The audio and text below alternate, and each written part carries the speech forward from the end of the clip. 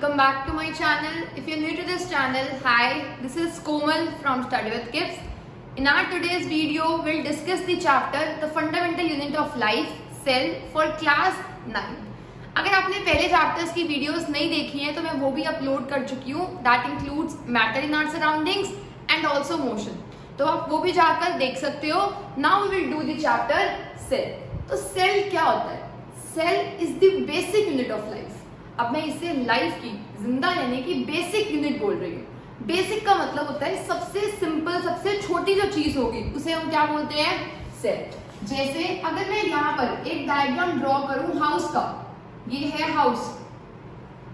किसी भी घर को बनाने के लिए, ये घर बना हुआ है, इस घर को बनाने के लिए सबसे पहले इसके अंदर क्या रहे होंगे? रूम्स रहे होंगे. अगर रूम्स को भी हम निकाल दें तो रूम्स में होती क्या है? सिर्फ और सिर्फ 4 दीवारें, मतलब वॉल्स होंगी.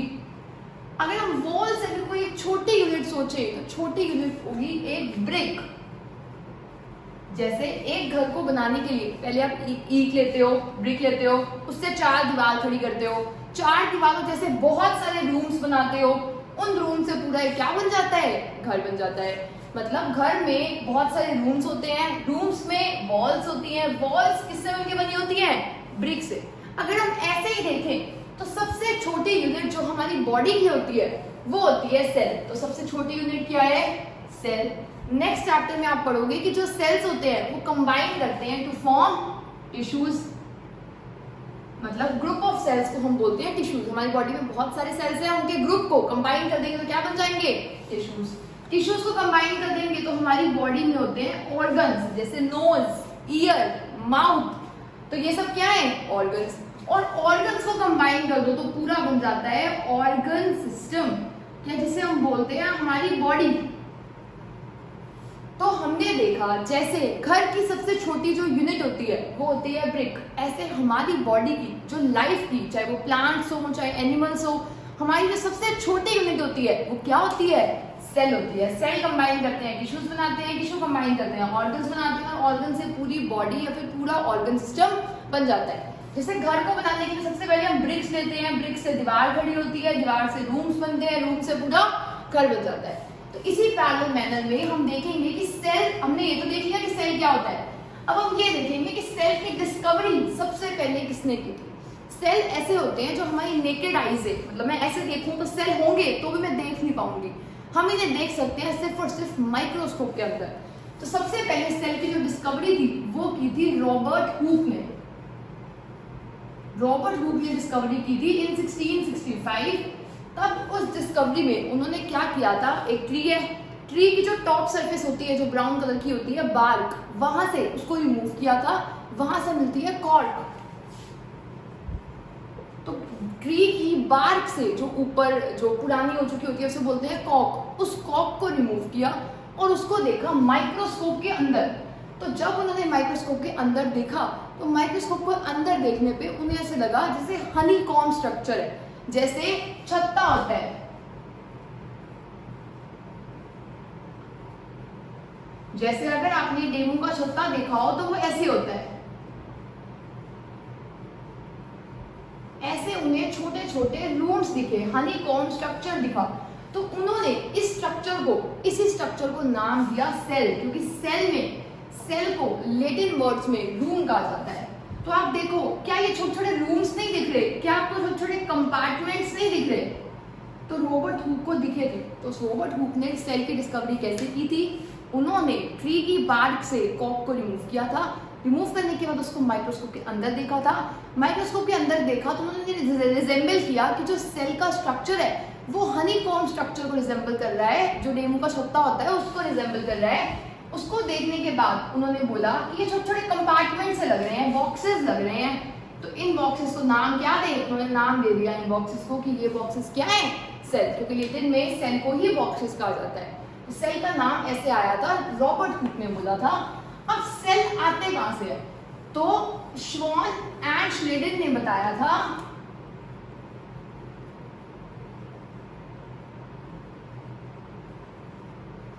इन्होंने बताया था कि चाहे प्लांट्स हैं चाहे एनिमल्स हैं, सारे के सारे एनिमल उससे मिलकर बने हैं, सेल से. रॉबर्ट हुक ने तो सिर्फ सेल की डिस्कवरी की थी सबसे पहले। उसके बाद उन्होंने ये नहीं बताया था कि सारे लिविंग ऑर्गेनिज्म सेल से मिलकर बने हैं। इन दोनों ने बताया था कि सारे प्लांट्स और सारे एनिमल्स किससे मिलकर बने हैं, सेल से। तो इन्होंने सेल को बताया था कि सेल, प्लांट्स और एनिमल्स किससे मिलकर बने हैं। उसके बाद विश्व आए थे और उन्होंने बताया था कि जो सेल्स है, उन्होंने बताया था all cells arise from pre existing cells. ये लाइन आपके लिए बहुत इंपॉर्टेंट है। इसका मतलब क्या है, देखो ऑल सेल्स, सारे सेल्स, अराइज मतलब पैदा होते हैं, फ्रॉम प्री एग्जिस्टिंग सेल्स, जो पुराने सेल्स होते हैं उनसे ही नए सेल्स बनते हैं। ये किसने बोला था, इन्होंने बोला था कि अगर मेरी बॉडी में जो सेल्स हैं, जब मैं बहुत छोटी थी, जब मैं बिल्कुल पैदा हुई थी, जब मैं बॉर्न हुई थी, तो उस टाइम एक ही सेल था। जब स्पर्म, मेल का रिप्रोड्यूसिंग सेल और फीमेल का रिप्रोड्यूसिंग सेल, ओवम, दोनों फ्यूज करते हैं तो एक ही सेल बनता है, जाइगोट। पर अब मेरी बॉडी में तो मिलियंस ऑफ सेल्स हैं। एक सेल से 2 सेल बने, 2 सेल से 4, 4 से ऐसे मल्टीप्लाई होते होते सेल्स बनते हैं। मतलब ऐसा नहीं होगा बाहर से कोई आ जाएगा सेल मेरे अंदर बॉडी के अंदर जितने भी सेल्स हैं वो किसी पुराने सेल से बने हैं, वो अपने पुराने सेल से बने हैं, वो अपने पुराने सेल से बने हैं। तो बॉडी में जितने भी सेल्स होते हैं सारे पुराने एग्जिस्टिंग सेल से आते हैं, अपने आप को ऐसे नहीं आ जाता। तो ये रॉबर्ट हुक ने बताया था, ये श्वान और श्लेडन, और ये थी हमारी सेल थ्योरी कि सेल अराइज कैसे हुए थे। तो हमने सेल थ्योरी में पढ़ा प्लांट्स और एनिमल्स दोनों किससे मिलकर बने हैं, सेल से। और जो ये सेल्स आते हैं वो आते कहाँ से हैं, वो बनते हैं पुराने एग्जिस्टिंग सेल से। एक बार हुआ था रिप्रोडक्शन सेक्सुअल इंटरकोर्स में, स्पर्म और ओवा मिले, मतलब एग मिले, और दोनों से एक बेबी बना जिसे हम जाइगोट बोलते हैं। उस बेबी में एक ही सेल है। अब एक सेल से आगे 2 बने, उन 2 से आगे 2 बने, इनसे भी बने, फिर इससे भी बने, और ये तो स्टार्ट ही हो गई जर्नी। फिर तो ऐसे सेल्स बनते रहेंगे। तो आपने देखा कैसे सेल्स, एक से कितने सारे सेल्स बनते जा रहे हैं, ऐसे ही सेल्स बनते हैं पुराने सेल से। इसके बाद अब हम देखेंगे कि हम सेल को कैटेगराइज कैसे कर सकते हैं। तो अब हम वही देखते हैं।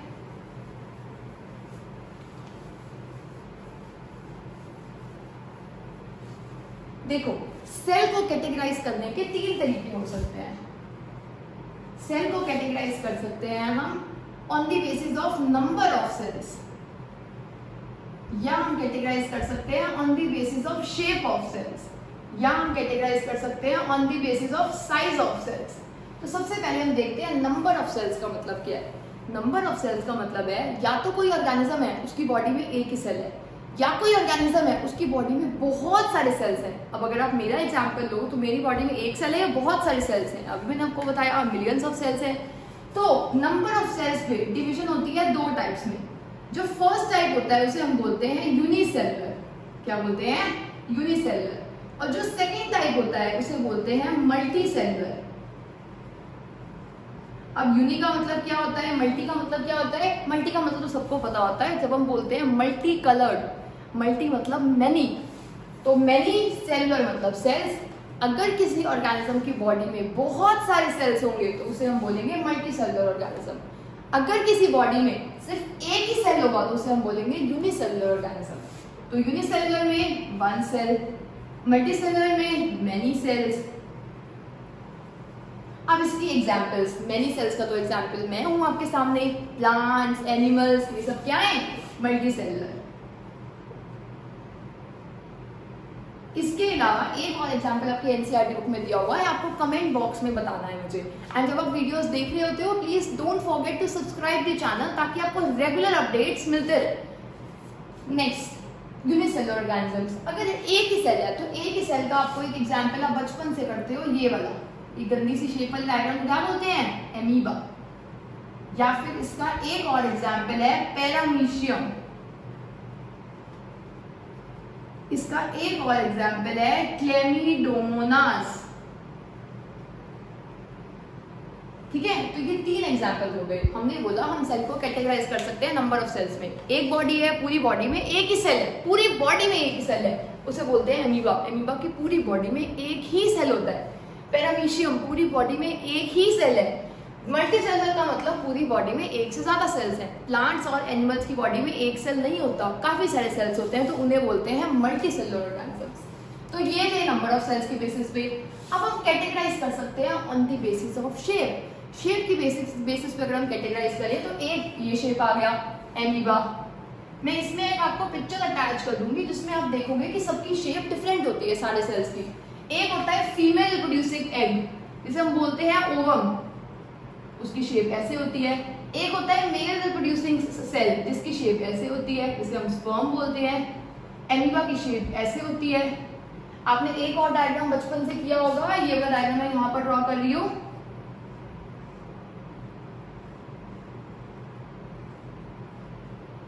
देखो ये जो डायग्राम है ये है नर्व सेल का डायग्राम। तो आप ये देखो, तो देखो अब क्वेश्चन आएगा कि शेप पे आप क्या बोल सकते हो। कुछ ऑर्गेनिजम्स होते हैं जिनकी जो शेप होती है वो फिक्स्ड रहती है, जैसे नर्व सेल की शेप हमेशा ऐसी रहेगी।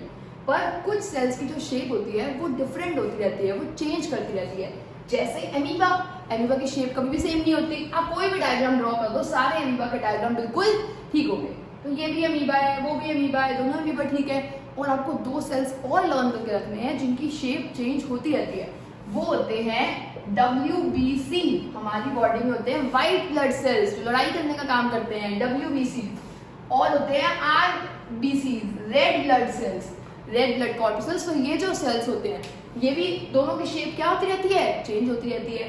पर नर्व सेल की शेप कैसी रहती है, फिक्स्ड। एमीबा की भी शेप चेंज होती रहती है, ठीक है। नेक्स्ट हम कैटेगराइज कर सकते हैं on the basis of size. Size के बेसिस पे हम कैसे कैटेगराइज करेंगे। देखो एक सेल होता है जो होता है लार्जेस्ट सेल और एक होता है स्मॉलेस्ट सेल और एक होता है लॉन्गेस्ट सेल। अब सबसे पहले तो इन तीनों में डिफरेंस क्या होता है। लार्जेस्ट सेल का मतलब है जो सबसे बड़ा सेल होता है, वो होता है ओवम। जो फीमेल का रिप्रोडक्टिव सेल होता है वो सबसे छोटा सेल होता है। अगर हम ह्यूमंस की बात करें तो ओवा, इसको नाम ओवा भी होता है, ओवम भी होता है, आप एग भी बोल सकते हो, एक ही बात है। जो स्मॉलेस्ट सेल होता है वो होता है स्पर्म। स्पर्म सबसे छोटा सेल होता है। सबसे छोटा सेल कौन सा है ह्यूमंस में, स्पर्म। और जो सबसे लॉन्गेस्ट सेल होता है, लॉन्गेस्ट का मतलब लंबा, लार्ज का मतलब बड़ा, लॉन्ग का मतलब लंबा, सबसे लंबा सेल होता है वो होता है नर्व सेल। अब मैं आपके लिए एक होमवर्क देने वाली हूँ। ये तो हमने बात की है ह्यूमंस की। अगर हम ह्यूमंस की बात ना करें तो इन जनरल जो सबसे बड़ा सेल होता है वो होता है ऑस्ट्रिच का एग सेल। ऑस्ट्रिच के जो एग होते हैं, जो एग सेल होता है वो बहुत ही बड़ा होता है। और अब आपको कमेंट करना है कि एक ऐसा सेल जो सबसे छोटा सेल होता है, हम ह्यूमंस की बात नहीं कर रहे, जनरल किंगडम की बात कर रहे हैं, कि सबसे छोटा सेल कौन सा होता है। तो आपको कमेंट बॉक्स में बताना है और मैं वेरीफाई करूंगी कि वो ठीक है या नहीं। तो अभी हमने देखा हम सेल को कैटेगराइज कर सकते हैं तीन बेसिस पे। First basis number of cells, एक ही सेल है जैसे अमीबा तो यूनिसेलुलर, एक से ज्यादा है मल्टीसेलुलर जैसे ह्यूमंस। फिर हमने देखा on the basis of shape, सबकी शेप डिफरेंट होती है, जैसे हर एक की शेप ना उनके फंक्शंस पे डिपेंड करती है कि उनका रोल कैसा है, तो वैसी शेप होती है। एमीबा की शेप चेंजिंग, WBC की शेप चेंजिंग। इसके बाद हमने देखा RBC की भी शेप चेंजिंग। अब शेप फिक्स किसकी होती है, नर्व सेल। उसके बाद हमने देखा सेल्स को हम एक और बेसिस पे कैटेगराइज कर सकते हैं, वो होता है on the basis of size. सबसे ह्यूमंस की अगर हम बात करें तो सबसे बड़ा सेल फीमेल का रिप्रोडक्टिव सेल होता है। वो सबसे बड़ा इसलिए होता है क्योंकि उसने स्टोर कर रखनी होती है काफी चीजें। ये आपको क्लास 10th पे करना है। इसके बाद जो सबसे बड़ा सेल होता है वो फीमेल का होता है। सबसे छोटा सेल स्पर्म होता है, मेल का रिप्रोडक्टिव सेल। और जो सबसे लंबा सेल होता है ह्यूमंस में वो होता है नर्व सेल्स। और हमने एक और बात की थी कि इन जनरल एनिमल्स में जो सबसे बड़ा सेल होता है वो होता है ऑस्ट्रिच का एग सेल। अब आपके लिए होमवर्क मैंने आपको बताया था सबसे छोटा सेल बताना है आपको इन लिविंग ऑर्गेनिजम्स। देखो अभी हमने डिस्कस किया कि दो टाइप्स होते हैं, एक होते हैं यूनिसेलुलर, एक होते हैं मल्टीसेलुलर। यूनिसेलुलर का मतलब है उनकी पूरी बॉडी में एक ही सेल होगा। जब एक ही सेल होगा तो उस एक सेल को सारे काम करने पड़ेंगे जो लाइफ के लिए नेसेसरी है। खाना भी लेना है, खाना बाहर भी फेंक रहा है, सांस भी लेनी है, तो सारे काम वो अकेला सेल खुद कर रहा होगा। पर अगर मल्टीसेलुलर ऑर्गेनिजम्स की बात करें तो उनमें एक टर्म होती है, वो होती है डिवीजन ऑफ लेबर। देखो लेबर का आपको मतलब पता है, लेबर का मतलब होता है काम। डिवीजन ऑफ काम मतलब जब काम हम डिवाइड कर देते हैं, जैसे आप घर में हो, अगर आपकी फैमिली है पूरी, तो उस पूरी फैमिली में काम डिवाइडेड है कि कोई ऑफिस जा रहा है, कोई घर पे है, कोई घर से काम कर रहा है, आप पढ़ाई कर रहे हो, तो आपका काम डिवाइडेड है ना। तो ऐसे ही जो मल्टी सेलुलर ऑर्गेनिजम्स होते हैं उसमें जो काम होता है वो डिवाइडेड होता है कि जैसे नोज का काम क्या है, ब्रीथ करने का, स्टमक का काम क्या है, फूड को डाइजेस्ट करने का, लेग्स का काम क्या है, मूवमेंट में हेल्प करने का, हैंड्स का काम क्या है, कोई चीज पिक करने का, रखने का। तो ऐसे ही जो मल्टी सेलुलर ऑर्गेनिजम्स होते हैं उसमें डिवीजन ऑफ लेबर होती है, पर जो यूनिसेलुलर होते हैं उन्हें सारे काम खुद से ही करने पड़ते हैं। अब अगर हम सेल की बात करें तो सेल को बोला जाता है basic structural and functional unit of life. मतलब यूनिट मतलब छोटा सा पार्ट, लाइफ का सबसे छोटा सबसे बेसिक स्ट्रक्चर गिविंग पार्ट बोलते हैं। स्ट्रक्चर गिविंग पार्ट हम क्यों बोलते हैं, क्योंकि जो पूरा मैंने आपको अभी बताया सेल्स की जो शेप होती है वो डिपेंड करती है कि उन्हें कौन सा काम करना है। तो जो हमारी पूरी बॉडी का स्ट्रक्चर है वो इस वजह से स्ट्रक्चर है क्योंकि सेल्स का स्ट्रक्चर वैसे है, अंदर से अगर हम देखें तो सेल्स ही है ना, ठीक है। तो सेल्स के बेसिक स्ट्रक्चर की वजह से ही हमारी पूरी बॉडी को एक स्ट्रक्चर मिलता है और हमें बाहर से दिखता है कि नोज फंक्शन परफॉर्म कर रहा है, स्टमक फंक्शन परफॉर्म कर रहा है, पर अगर हम अंदर जाके देखें तो बॉडी में वो सेल्स, वो ऑर्गन के अंदर टिश्यूज के अंदर सेल्स फंक्शन परफॉर्म कर रहे होते हैं। तो इसीलिए basic structural and functional unit हम बोलते हैं सेल को, ठीक है। इसके बाद अब हम कुछ फंक्शंस के बारे में पढ़ने वाले हैं। अगर हम सेल के एक डायग्राम को देखें तो सेल के डायग्राम में क्या क्या होता है जो हमें माइक्रोस्कोप में दिखाई दिया, हम उन सब चीज़ों को एक साथ स्टडी करने वाले हैं। सबसे पहली चीज जो होती है वो होती है प्लाज्मा मेम्ब्रेन। प्लाज्मा मेम्ब्रेन, तो अगर हम प्लाज्मा मेम्ब्रेन की बात करें तो प्लाज्मा मेम्ब्रेन होती है outermost covering, outer covering of the cell.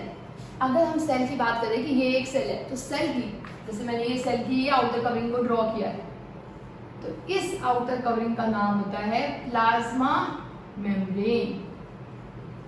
और जो प्लाज्मा मेम्ब्रेन होती है ये सिलेक्टिवली परमिएबल होती है। अब सिलेक्टिवली परमिएबल का मतलब क्या है, पहले मैं आपको बताती हूँ परमिएबल का मतलब क्या होता है। परमिएबल का मतलब होता है जो किसी चीज को अंदर बाहर जाने दे। जैसे मान लो मेरे घर पे अगर बाहर कोई वॉचमैन है तो वो अंदर आने भी देगा लोगों को, बाहर जाने भी देगा, पर ना उसकी शर्त होगी वो मेरे घर के अंदर फालतू लोगों को तो नहीं आने देगा और घर से बाहर भी नहीं जाने देगा। तो मतलब क्या है, जो ये प्लाज्मा मेम्ब्रेन होता है ये घर के वॉचमैन की तरह काम करता है। अब ऐसा तो नहीं होगा कि बाहर से चोर आ रहे हैं वॉचमैन कहेगा जाओ जाओ जाओ अंदर जाओ, ऐसा तो नहीं होगा। इसका मतलब जो प्लाज्मा मेम्ब्रेन है वो परमिएबल है। परमिएबल का मतलब अलाउ तो कर रहा है कि जाओ, पर एक शर्त के साथ, सिलेक्टिवली परमिएबल है, या इसे हम बोलते हैं सेमी परमिएबल है। सिलेक्टिवली परमिएबल का मतलब क्या है, इसकी चॉइस होगी किसको अंदर जाने देना है, किसको बाहर भेजना है, ये अलाउ करेगा। ऐसा नहीं है सारी चीजें अंदर आ जाए सारी चीजें बाहर चली जाए, ये रेगुलेट करेगा कौन अंदर जाएगा और कौन बाहर जा सकता है, ठीक है। जो प्लाज्मा मेम्ब्रेन होती है ये बनी होती है प्रोटीन्स एंड लिपिड्स की, और ये लिविंग होती है, प्रोटीन्स और लिपिड्स की। अब इसके बाद देखो सिलेक्टिवली परमिएबल का मैंने आपको मतलब बता दिया, it allows only certain substances to go in and out of the cell, ठीक है। इसके बाद प्लाज्मा मेम्ब्रेन की डेफिनेशन में हम ये भी लिख सकते हैं, it is the outer covering of the cell that separates the inner contents of the cell from the external environment. Cell के अंदर जो भी होगा उसमें और बाहर में कौन एक बैरियर का काम कर रहा है, कौन एक मेम्ब्रेन प्रोवाइड कर रहा है, वो होता है प्लाज्मा मेम्ब्रेन। तो प्लाज्मा मेम्ब्रेन बना होता है प्रोटीन्स लिपिड्स का और ये आउटर कवरिंग प्रोवाइड करता है सेल को, और जो ये होता है ये सिलेक्टिवली परमिएबल होता है। अब सिलेक्टिवली परमिएबल का मतलब क्या है मैं आपको और अच्छे से एक्सप्लेन करती हूँ। आपने ये प्रोसेस किया होगा diffusion in chapter 1 matter in our surroundings, अगर नहीं किया तो आप अभी वो वीडियो भी देख सकते हो या फिर मैं अभी एक्सप्लेन भी करूंगी। डिफ्यूजन का मतलब होता है कोई भी चीज अगर अपनी हाई कॉन्सेंट्रेशन से लो कॉन्सेंट्रेशन की तरफ जाए तो हम बोलते हैं कि वो चीज डिफ्यूज हुई है। मैं यहाँ पर अगर अगरबत्ती जला दूँ तो उसकी फ्रेग्रेंस पूरे रूम में फैल जाएगी। कैसे? यहाँ मैंने जलाई, यहाँ पर हो गई उसकी हाई कॉन्सेंट्रेशन, बाकी सब जगह वो नहीं है तो वहाँ पर है लो कॉन्सेंट्रेशन, तो हाई टू लो पूरी जगह वो फैल जाएगी। ऐसे ही अगर हम पानी लें, पानी में यहाँ पर इंक डालें तो वो इंक 1 सेकेंड में, अब 1 मिनट के बाद देखो पूरी फैल चुकी होती है। कैसे? By the process of diffusion. ठीक है, डिफ्यूजन हाई कॉन्सेंट्रेशन से लो कॉन्सेंट्रेशन में गया। एक और प्रोसेस होता है ऑस्मोसिस। डिफ्यूजन और ऑस्मोसिस बिल्कुल सेम होते हैं, आप ये समझ लो बस। डिफ्यूजन ऑफ वाटर को ऑस्मोसिस बोलते हैं।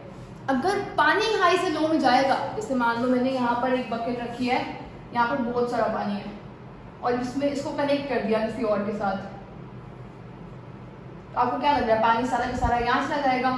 तो जब पानी जाता है तो उसे हम बोलते हैं ऑस्मोसिस। जब कोई और चीज जाती है तो उसे हम बोलते हैं diffusion. Diffusion is movement of particles from high concentration to low concentration. Osmosis is movement of water from high concentration to low concentration. इसके बाद एक और लाइन आती है थ्रू सेमी परमिएबल मेम्ब्रेन। मैं आपको वो अच्छे से एक्सप्लेन करती हूँ। देखो, हमें पता है हम सांस लेते हैं, सांस ली, अंदर कौन सी सांस लेते हैं हम? जिसमें ऑक्सीजन होती है, तो ऑक्सीजन अंदर गई, लंग्स तक ऑक्सीजन अंदर गई। लंग्स में वहाँ पर सेल्स होंगे, तो ये ऑक्सीजन जो हम ब्रीद इन कर रहे हैं ये सेल्स के पास अंदर जाती है, क्योंकि मैंने आपको बताया ना हमारी बॉडी में टिश्यू में सबसे छोटी चीज क्या होती है? सेल। तो सेल के पास अंदर गई है ऑक्सीजन अंदर। अब क्या हुआ? यहाँ पर आ गई, ये सेल है, सेल के बाहर आ गई ऑक्सीजन। अब बाहर ऑक्सीजन आ गई, सेल के पास अंदर ऑक्सीजन नहीं है, तो बाहर ऑक्सीजन की बहुत हाई कॉन्सेंट्रेशन है। अपवर्ड एरो का मतलब होता है हाई या इंक्रीजिंग। यहाँ पर ऑक्सीजन कंपैरेटिवली कम है, तो कोई भी चीज हाई से कहाँ जाती है? लो। यहाँ हाई है, यहाँ लो है, तो ये ऑक्सीजन अंदर चली जाएगी by the process of diffusion. तो प्लाज्मा मेम्ब्रेन बहुत इंपॉर्टेंट है हमारे लिए, क्योंकि सेल में बाहर से कोई भी चीज जो अंदर आती है वो कैसे आती है? By plasma membrane. ठीक है, ऑक्सीजन बाहर ज्यादा थी, ऑक्सीजन सेल के अंदर कम थी, ऑक्सीजन सेल के अंदर आ गई। अब सेल उस ऑक्सीजन को यूज करेगा और हम कौन सी गैस रिलीज करते हैं? Carbon dioxide. इसने सेल को यूज किया और बहुत सारी कार्बन डाइऑक्साइड रिलीज कर दी। अब बाहर कार्बन डाइऑक्साइड कम है, अंदर कार्बन डाइऑक्साइड ज्यादा है, तो यहाँ कम है, तो सारी की सारी कार्बन डाइऑक्साइड ये बाहर चली जाती है थ्रू प्लाज्मा मेम्ब्रेन। तो हमने देखा कोई भी चीज जब हाई कॉन्सेंट्रेशन से लो कॉन्सेंट्रेशन में जाएगी तो वो किस प्रोसेस से जाती है? By the process of diffusion. किसकी हेल्प से? Plasma membrane. क्यों जा पाती है? क्योंकि प्लाज्मा मेम्ब्रेन बहुत ज्यादा फ्लेक्सिबल होता है। प्लाज्मा मेम्ब्रेन इतना ज्यादा फ्लेक्सिबल होता है कि ये चीजों को अंदर बाहर जाने देता है बहुत आसानी से। ऑक्सीजन अंदर गई सेल के से CO2 बाहर चली गई, क्योंकि अंदर CO2 ज्यादा हो गई थी, बाहर कम हो गई थी, तो CO2 चली गई बाहर। तो ये जो प्रोसेस था, ये प्रोसेस था डिफ्यूजन का प्रोसेस। अब मैं आपको समझाऊंगी कि ऑस्मोसिस का प्रोसेस क्या होता है।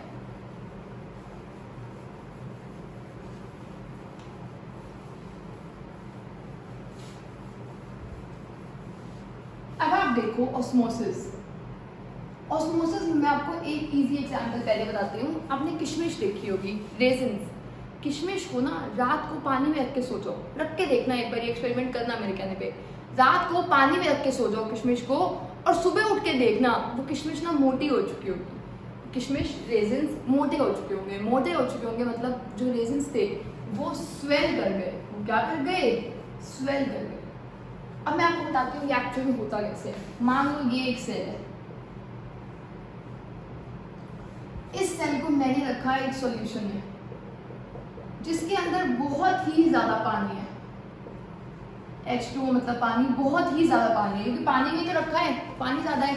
सेल के अंदर पानी कम है, बाहर पानी ज्यादा है, सेल के अंदर पानी कम है। प्लाज्मा मेम्ब्रेन फ्लेक्सिबल है, वो कहेगी पानी तू जा अंदर, हाई से लो में जा, तो पानी अंदर चला गया। सेल इतना था, फूल गया, तो सेल क्या कर जाएगा? स्वेल कर जाएगा। सेल क्या कर गया? स्वेल कर गया। इस सॉल्यूशन में ना बहुत ही ज्यादा पानी था। क्या था? बहुत ही ज्यादा पानी। जब सॉल्यूशन में सिर्फ और सिर्फ पानी होता है या बहुत ज्यादा पानी होता है, उस सॉल्यूशन को हम बोलते हैं डाइल्यूट सॉल्यूशन। जैसे आपने मान लो आपने हेड वॉश करना है, आपने पानी लिया इतना ज्यादा, और इतना सा शैम्पू लिया, तो आपने शैम्पू में बहुत सारा पानी डाल के शैम्पू को डाइल्यूट कर लिया। तो डाइल्यूट का मतलब होता है adding a lot of water. तो अगर आप नमक में भी बहुत सारा पानी डाल दो तो वो कैसा सोल्यूशन हो जाएगा? Dilute solution. बाहर पानी ज्यादा है, अंदर पानी कम है, पानी अंदर चला गया तो सेल क्या कर जाएगा? स्वेल कर जाएगा। एक ऐसा सोल्यूशन जिसमें सेल स्वेल करता है उस सोल्यूशन को हम बोलते हैं हाइपोटोनिक सोल्यूशन। साइंस में उसे बोला जाता है हाइपोटोनिक सोल्यूशन। डाइल्यूट का मतलब तो हम डेली लाइफ में बोलते हैं, डाइल्यूट मतलब बहुत सारा पानी, उसे डाइल्यूट बोलते हैं। तो क्वेश्चन आता है what will happen when the cell is kept in hypotonic solution? When the cell is kept in hypotonic solution the cell will swell. ठीक है, अब इसके बाद देखो, अगर मान लो मैं दो एग्जांपल्स यहीं पे ड्रॉ कर रही हूँ, एक ये है और एक यहाँ पर है, ये रहा एक सेल। इसे मान लो ये सेल है, सेल के अंदर लेट से पानी है, 10 मिलीलीटर का पानी है, और हमने कहा इसके बाहर जो पानी है वो भी 10 मिलीलीटर है। अब बताओ क्या होगा? जितना पानी अंदर है उतना ही पानी बाहर है। डिफ्यूजन तो तब होती है जब एक जगह ज्यादा कॉन्सेंट्रेशन हो, एक जगह कम हो। अगर मैं यहाँ अगरबत्ती जलाऊं, अगरबत्ती पूरे रूम में फैल जाए तो फैल ही गई ना, अब कहाँ डिफ्यूज करेगी? डिफ्यूज कर चुकी है। अब यहाँ भी 10 है, यहाँ भी 10 है, तो क्या पानी कहीं से कहीं भी जाएगा? पानी कहीं भी नहीं जाएगा। पानी जब कहीं भी नहीं जा रहा तो सेल का साइज सेम रहेगा। क्या होगा? सेल के साइज में कोई भी चेंज नहीं आएगा।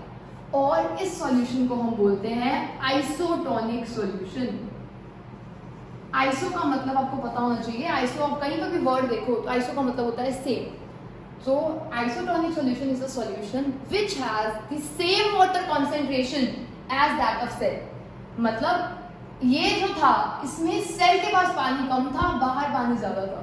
इसमें जितना सेल के पास पानी है उतना ही बाहर पानी है। एक और केस कर लेते हैं, मान लो कि ये सेल है, इसके अंदर पानी बस इतना सा है, तो इसको तो नाम मात्र पानी कहेंगे। कुछ पानी है, ये नहीं है पानी।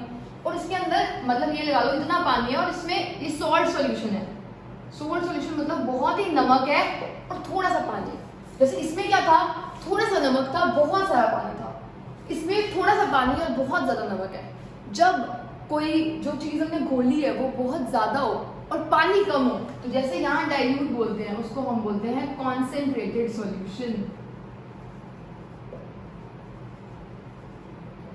तो आई होप आपको आइडिया हो गया होगा। डाइल्यूट बहुत सारा पानी, कॉन्सेंट्रेटेड बिल्कुल पानी नहीं, तो उस सॉल्यूशन को बोलते हैं कॉन्सेंट्रेटेड। अब आपको क्या लग रहा है? सीधा दिख रहा है, सेल के अंदर पानी ज्यादा है, यहाँ पानी कम है। तो हमेशा हर चीज मूव करती है हाई टू लो। तो पानी बाहर से जाएगा, मतलब सेल के अंदर से जाएगा बाहर, यहाँ पर चला जाएगा पानी। तो सेल के अंदर से पानी चला गया, सेल क्या हो जाएगा? पतला। पतले के लिए हम वर्ड यूज करते हैं श्रिंक, और इस सॉल्यूशन का नाम होता है हाइपरटोनिक सॉल्यूशन। अब दोबारा से देखो हो क्या रहा है। 3 टाइप के सॉल्यूशंस होते हैं, तीनों में हो ऑस्मोसिस ही रही है। एक बार इसमें नो ऑस्मोसिस है वैसे तो। दोबारा से देखो, हम रिकॉल करते हैं। First cell, second cell, third cell. पहले सेल के अंदर पानी कम था, बाहर पानी ज्यादा था, तो पानी बाहर से अंदर चला गया, सेल मोटा हो गया। दूसरे केस में जितना सेल के पास पानी है उतना ही यहाँ पानी है, कुछ नहीं हुआ, नो ऑस्मोसिस। इसमें सेल के अंदर पानी बहुत ज्यादा है, यहाँ पानी कम है, तो पानी यहाँ चला गया तो सेल पतला हो गया, तो सेल श्रिंक, क्योंकि सॉल्यूशन कॉन्सेंट्रेटेड है। और इसे हम बोलते हैं हाइपरटोनिक सॉल्यूशन, इसे बोलते हैं हाइपो। हिप्पोपोटामस याद रख सकते हो आप, हिप्पोपोटामस बहुत ही भारी मोटा होता है। हाइपोटोनिक सॉल्यूशन भी ऐसा सॉल्यूशन होता है जिसमें सेल मोटा होगा, स्वेल हो जाएगा, डाइल्यूट। और इसे हम बोलते हैं आइसोटोनिक सॉल्यूशन और नो ऑस्मोसिस। इसमें भी ऑस्मोसिस हो रहा है, पानी ट्रैवल कर रहा है, इसमें भी ऑस्मोसिस हो रहा है, पानी ट्रैवल कर रहा है। इसे आप याद कर सकते हो ऐसे। रेजिन्स, जो किशमिश है, किशमिश के अंदर पानी अभी कम है, बाहर पानी बहुत ज्यादा होता है। जब हम उसे पानी में डालते हैं तो बाहर से पानी किशमिश के अंदर चला जाता है या बादाम के अंदर चला जाता है, तो इसलिए वो क्या हो जाते हैं, थोड़े से स्वेल कर जाते हैं। ठीक है, अगर आप किशमिश को किशमिश के अंदर ही रखो, एक पैकेट किशमिश का है, क्या किशमिश का साइज पर फर्क पड़ेगा? नहीं पड़ेगा, नो चेंज। अब हमने किशमिश को रखा नमक में, तो नमक ना पानी उससे निकाल लेगा, बाहर पानी कम है, अंदर पानी ज्यादा है, तो किशमिश पतली सी हो जाएगी, सिकुड़ सी जाएगी। ठीक है, तो ये 3 सॉल्यूशंस आप देख सकते हो। इसका एग्जाम्पल आप एक और देख सकते हो, नमक वाला सॉल्यूशन, या फिर यहाँ सॉल्ट सॉल्यूशन हो सकता है, या फिर सोप सॉल्यूशन भी हो सकता है। आपने देखा होगा अगर आप पानी को बहुत देर सोप वाले, अपने हैंड्स को बहुत देर सोप वाले पानी में रखो तो आपकी फिंगर्स रिंकल्ड जाती हैं, मतलब ऐसे बिल्कुल पतली सी हो जाएंगी। तो हो क्या रहा है, उस टाइम फिंगर से पानी बाहर चला जा रहा है, तो फिंगर्स बिल्कुल पतली हो जाती है। ये भी प्रोसेस कौन सा है, ऑस्मोसिस, क्योंकि सॉल्यूशन हमने कौन सा लिया है, हाइपरटोनिक सॉल्यूशन। तो अगर आपके एग्जाम में क्वेश्चन आए कि हमारी फिंगर्स जब हम सोप सॉल्यूशन में डालते हैं तो श्रिंक क्यों होती है, इसलिए श्रिंक होती है क्योंकि वो सॉल्यूशन है हाइपरटोनिक। और हाइपरटोनिक सॉल्यूशन कॉन्सेंट्रेटेड होता है जिसमें से पानी बाहर निकल जाएगा सेल से पानी बाहर चला गया तो सेल छोटा हो गया, पतला हो गया, श्रिंक हो गया। तो ये वही एग्जाम्पल था। एक और चीज, ये जो प्रोसेस हो रहा है जिसमें पानी सेल के अंदर जा रहा है, इस प्रोसेस का एक नाम होता है, वो होता है एंडो ऑस्मोसिस। देखो ऑस्मोसिस तो हो ही रहा है, एंडो वर्ड आप याद रख लेना, आप साइंस में हर जगह यूज करोगे जब कोई चीज अंदर जा रही होगी। देखो यहाँ पर, देखो यहाँ पे तो कोई ऑस्मोसिस नहीं हो रहा, यहाँ पे क्या हो रहा है, इसमें सेल के अंदर गया पानी, इसमें सेल से पानी बाहर गया। सेल से जब पानी बाहर जाता है, किसी बॉडी से कोई चीज जब बाहर जाती है तो उसके लिए हम वर्ड यूज करते हैं एक्सो। एक्सो और आगे क्या आएगा, ऑस्मोसिस। ऑस्मोसिस का मतलब पानी जा रहा है, एक्सो वर्ड यूज होता है हमेशा एग्जिट के लिए। तो जब कोई भी चीज एग्जिट करती है तो उसे हम बोलते हैं एक्सो। ऑस्मोसिस मतलब पानी एग्जिट कर रहा है। इन तीनों को देखो, सॉल्यूशन कैसा था, हाइपोटोनिक, मतलब डाइल्यूट का मतलब बाहर बहुत सारा पानी है तो सेल के अंदर पानी चला गया, बाहर सेम पानी है तो कुछ नहीं हुआ, बाहर कम पानी है तो सेल से पानी बाहर चला गया, उसमें श्रिंक, उसमें स्वेल और उसमें नो चेंज। क्योंकि इसमें पानी बाहर गया तो उसे बोलते हैं एक्सोस्मोसिस, क्योंकि पानी अंदर आया तो उसे बोलते हैं एंडोस्मोसिस। तो आपको ये तीनों बहुत अच्छे से लर्न करने हैं, इसमें बहुत सारे क्वेश्चंस बनते हैं। या फिर वो आपको रेजन्स बोल सकता है, इस सॉल्यूशन को सॉल्ट सॉल्यूशन बोल सकता है, या फिर एग बोल सकता है, एग के साथ भी यही केस होता है, या फिर यही वाले क्वेश्चंस आ सकते हैं। इससे ज़्यादा इस टॉपिक में कुछ भी नहीं आता।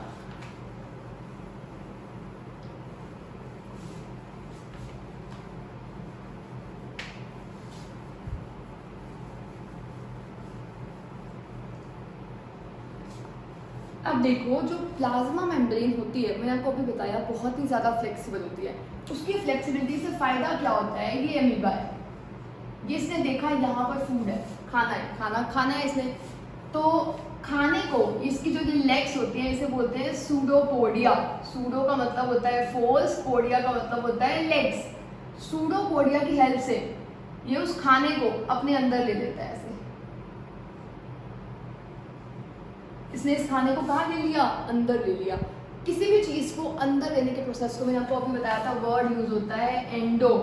साइटोसिस का मतलब है लेना, तो अंदर लेने के प्रोसेस को हम बोल रहे हैं एंडोसाइटोसिस।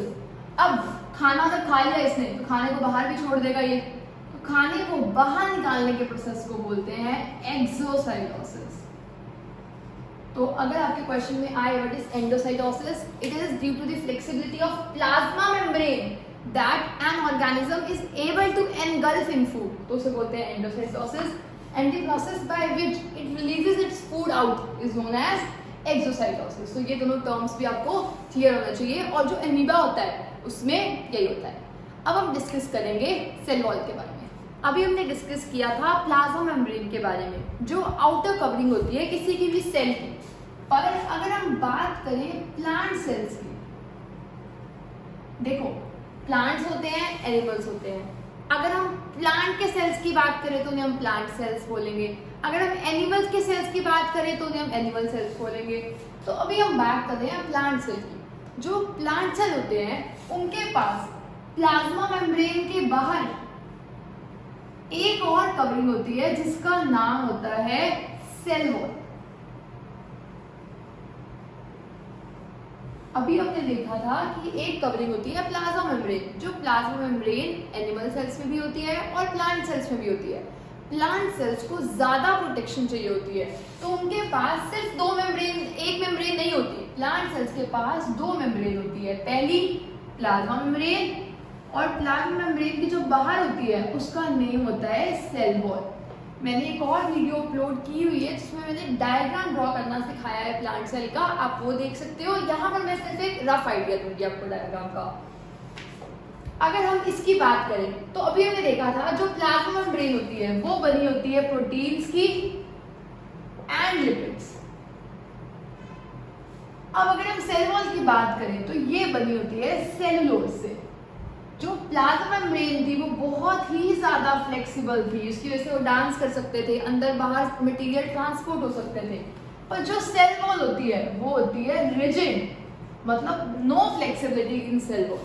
ठीक है, इसके बाद cell wall, plasma membrane, cell wall और प्लाज्मा मेम्ब्रेन के बाद हमने देखा था जो प्लाज्मा मेम्ब्रेन थी वो थी लिविंग, जो सेल वॉल होती है वो होती है डेड। ठीक है, यहां तक हमने कर दिया।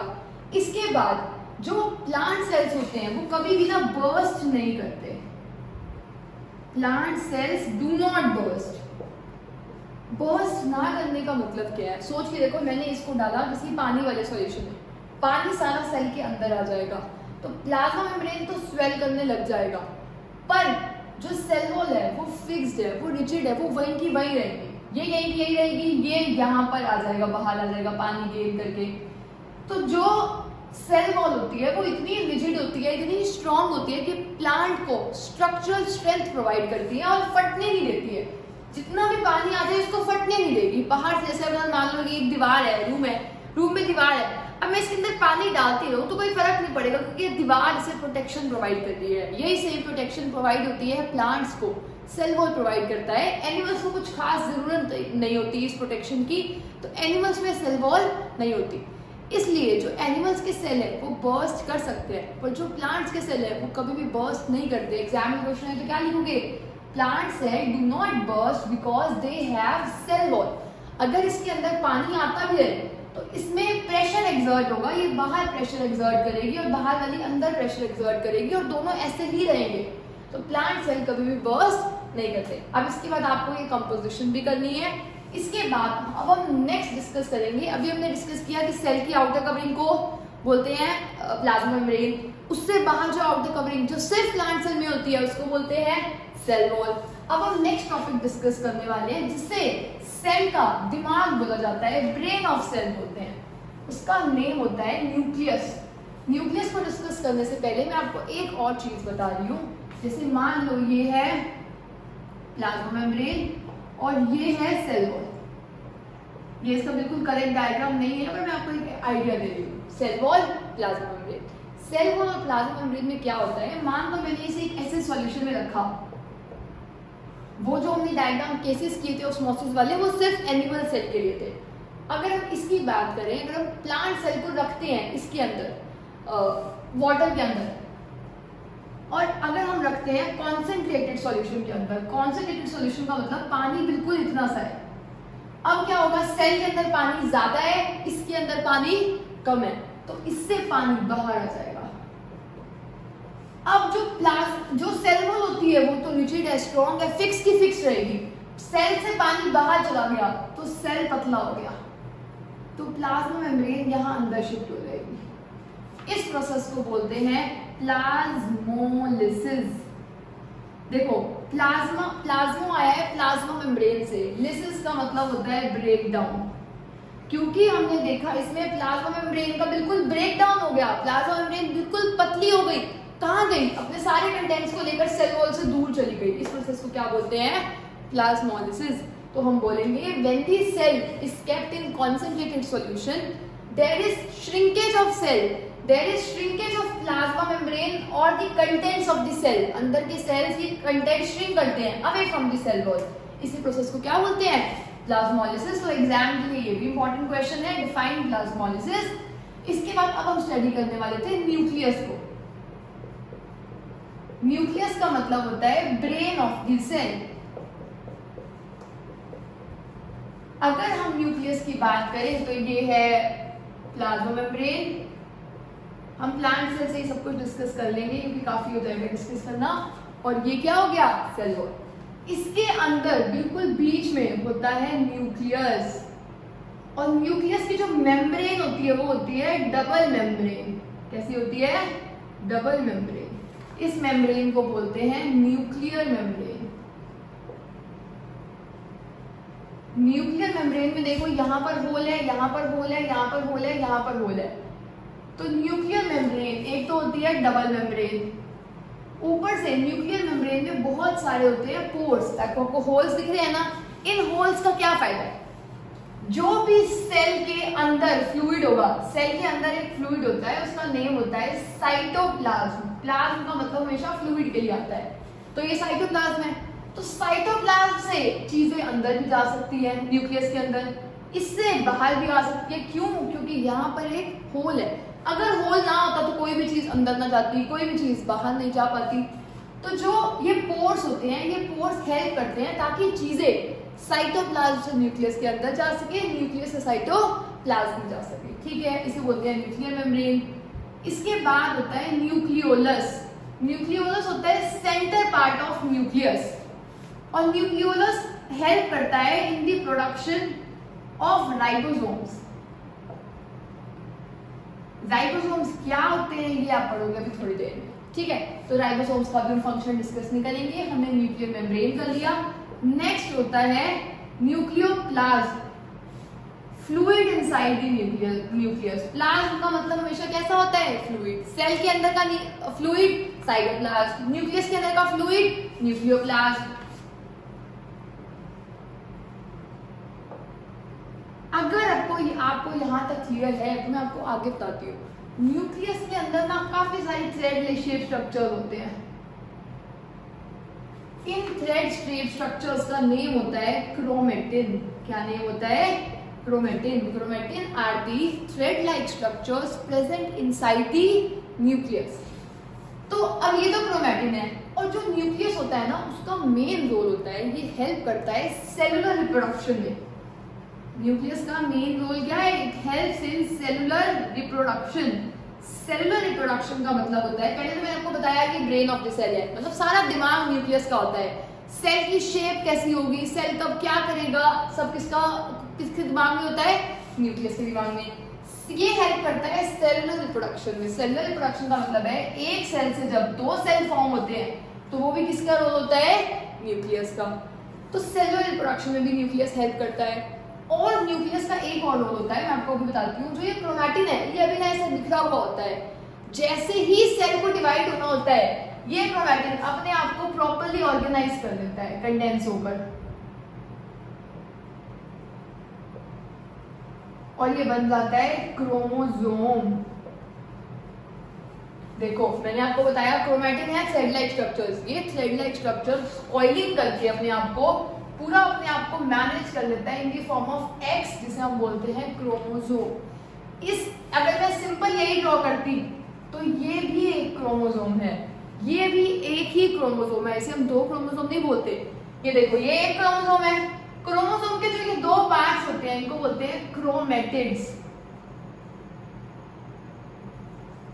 तो ये फर्स्ट क्रोमैटिड है, ये सेकंड क्रोमैटिड है। ये एक क्रोमोसोम है, ये पूरा भी एक क्रोमोसोम है।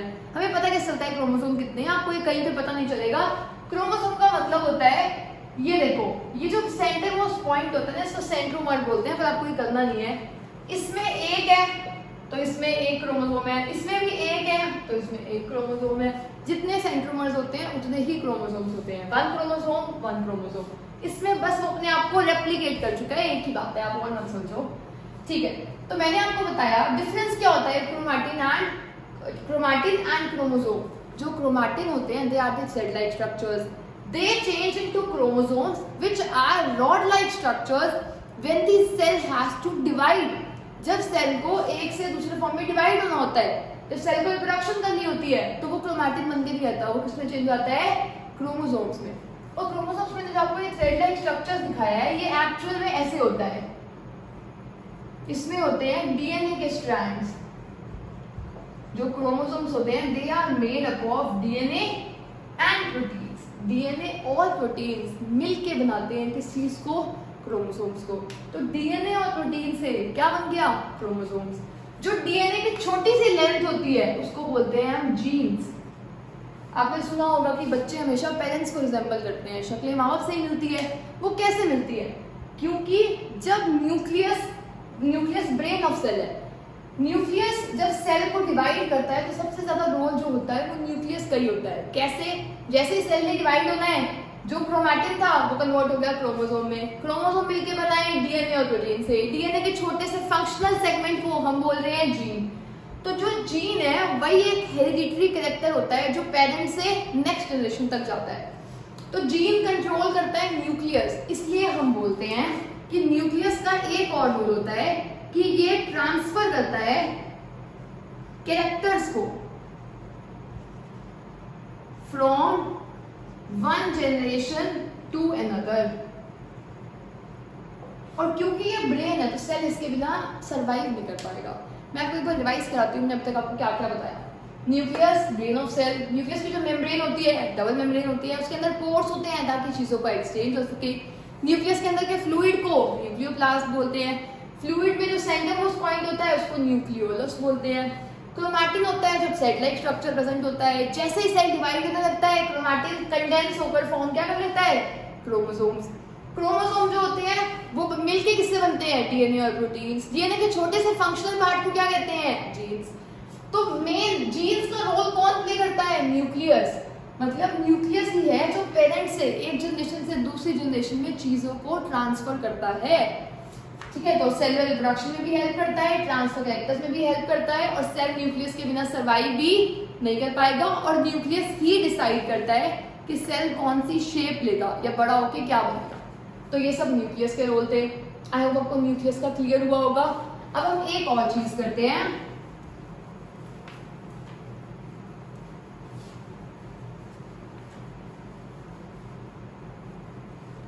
देखो, दो टाइप के सेल्स होते हैं। एक होते हैं प्रोकैरियोट्स या प्रोकैरियोटिक सेल, एक होते हैं यूकैरियोटिक सेल्स।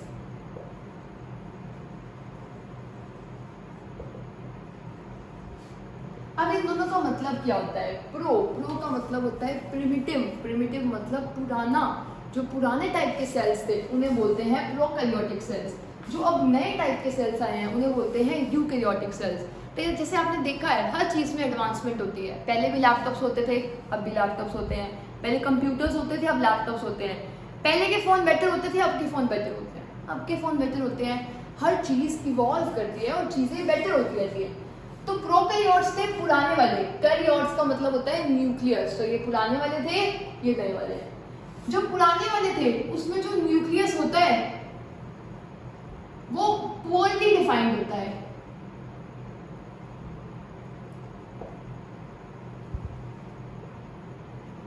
पुअरली डिफाइंड, और इसमें जो होता है न्यूक्लियस वो होता है वेल ऑर्गेनाइज्ड।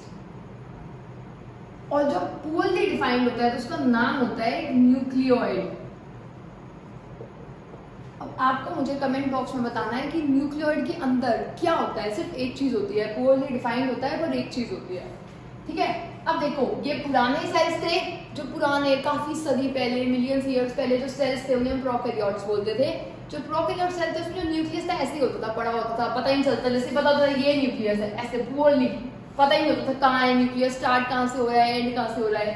पर आजकल के न्यूक्लियस देखो पूरे मॉडर्न है, ऐसे पता चल रहा है कहाँ से कहाँ जा रहे हैं। ठीक है, तो पहला पॉइंट ये हो गया। Second point, membrane bound cell organelles absent. अब सेल ऑर्गेनेल्स तो बिल्कुल नई टर्म आ गई आपके लिए। सेल ऑर्गेनेल्स क्या होते हैं? देखो हमारी बॉडी के अंदर होते हैं organs, nose, hand, legs, stomach, ये सारे क्या हैं? ऑर्गन्स। ऐसे ही सेल के अंदर के जो ऑर्गन्स होते हैं वो छोटे हैं, तो उन्हें ऑर्गेनेल्स बोलते हैं। क्या बोलते हैं? Cell organelles. अब इसने बोला है कि जो सेल ऑर्गेनेल्स होंगे, जो सेल के अंदर होंगे काफी सारे ऑर्गेनेल्स, उसमें मेम्ब्रेन नहीं होती, मतलब सब कुछ ऐसे ही बिखरा हुआ होता है। ऐसा सा होता है सेल, मतलब कुछ नहीं होगा, ऐसे ऐसे बिखरा हुआ सा होगा। पर आजकल के जो सेल्स होंगे आप देखना वो पूरी वेल डिफाइंड होंगे, पता होगा यहाँ से यहाँ ये है, इसकी ये बाउंड्री है, इसकी ये बाउंड्री है। अब के जो सेल्स हैं उसमें मेम्ब्रेन प्रेजेंट होती है। मेम्ब्रेन कैसी होती है? प्रेजेंट। जो पुराने सेल्स थे उनका साइज बहुत छोटा होता था, बैक्टीरिया वगैरह नहीं होते थे, तो सेल का साइज वेरी स्मॉल। अब का भी छोटा होता है पर उनसे बड़ा होता है। नेक्स्ट, अभी मैंने आपको बताया क्रोमोसोम क्या होते हैं, वो डायग्राम भी बना हुआ है, एक्स शेप। तो जो प्रोकैरियोट्स होते हैं उसमें सिर्फ एक ही क्रोमोसोम होता था, अब वाले में एक से ज्यादा क्रोमोसोम्स होते हैं। तो ये इंपॉर्टेंट क्वेश्चन है आपके एग्जाम के लिए, difference between prokaryotic cell and eukaryotic cells. ये पुराने वाले थे, ये नए वाले हैं। इसमें न्यूक्लियस ऐसे ही था, इसमें वेल ऑर्गेनाइज्ड है। इसमें मेम्ब्रेन किसी की भी नहीं होती थी, कोई कवरिंग नहीं है। इसमें आप देखोगे सबकी कवरिंग होगी। इसमें स्मॉल होता था, साइज इनका लार्ज है। इसमें एक ही क्रोमोसोम होता था, इसमें क्रोमोसोम एक से ज्यादा है। तो ये था हमने जो स्टडी किया पूरा का पूरा न्यूक्लियस के ऊपर। कमेंट बॉक्स के लिए आपका एक होमवर्क है, न्यूक्लियोइड में क्या होता है, इंपॉर्टेंट डेफिनेशन है न्यूक्लियोइड की, तो आपको ये बताना है, ठीक है। अब इसके बाद हम करते हैं आगे, जो कि हमारा नेक्स्ट टॉपिक है। हम बात स्टार्ट करने वाले हैं सेल ऑर्गेनेल्स की। मैंने आपको अभी बताया था सेल ऑर्गेनेल्स, जैसे हमारी बॉडी में ऑर्गन्स होते हैं फंक्शन परफॉर्म करने के लिए, ऐसे सेल के पास अपने ऑर्गेनेल्स होते हैं। अभी तक हम डिस्कस कर चुके हैं प्लाज्मा मेम्ब्रेन के बारे में, न्यूक्लियस के बारे में, साइटोप्लाज्म जो फ्लूइड होता है उसके बारे में, और सेल वॉल के बारे में। तो let's start with endoplasmic reticulum. ये होता है हमारा फर्स्ट सेल ऑर्गेनेल, इसकी शॉर्ट फॉर्म होती है ER। तो ER जो होता है ये 2 टाइप्स का होता है। सबसे पहले ER का डायग्राम कैसे होगा, अगर हम प्लांट सेल की बात करें, आपको याद होगा सेंटर पे न्यूक्लियस होता है, न्यूक्लियस के बाहर नेटवर्क होता है बहुत बड़ा, ट्यूब्स का, शीट्स का, एफ शेप नेटवर्क दिखेगा आपको, अपनी बुक में देख सकते हो आप। ये हमने जो डायग्राम वाली वीडियो दिखाई है इस चैप्टर की, उसे भी देख सकते हो। एंडोप्लाज्मिक रेटिकुलम, तो मैंने आपको बताया जो ये एच शेप स्ट्रक्चर है इसी को क्या बोलते हैं, एंडोप्लाज्मिक रेटिकुलम, ठीक है। तो जो ये ER होता है ये 2 टाइप्स का होता है। फर्स्ट होता है RER और सेकंड होता है SER। अब देखो मैंने आपको बताया एंडोप्लाज्मिक रेटिकुलम 2 टाइप्स का होता है, RER, SER। ER तो पता चल गया एंडोप्लाज्मिक रेटिकुलम के लिए, R है रफ के लिए, रफ एंडोप्लाज्मिक रेटिकुलम, S है स्मूथ के लिए, स्मूथ एंडोप्लाज्मिक रेटिकुलम। कहीं पर आप देखोगे ऐसे डॉट्स ड्रॉ हुई होंगी, बुक में देखना आप।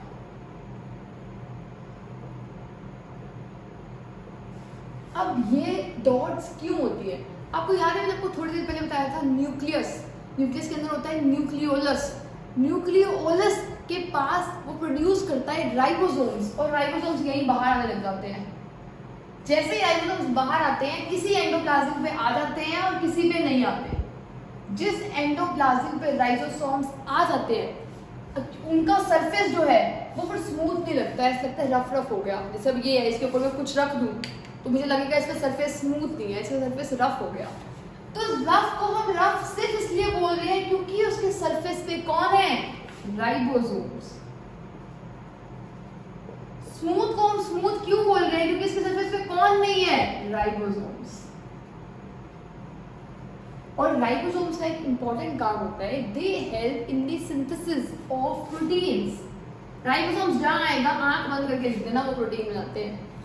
यहाँ राइबोसोम्स नहीं है तो यहाँ प्रोटीन नहीं बनेगा, यहाँ बनता है लिपिड्स। प्रोटीन्स एंड लिपिड्स आप कुछ रिकॉल कर पा रहे हो, सेल मेम्ब्रेन, प्लाज्मा मेम्ब्रेन का एक और नेम होता है सेल मेम्ब्रेन।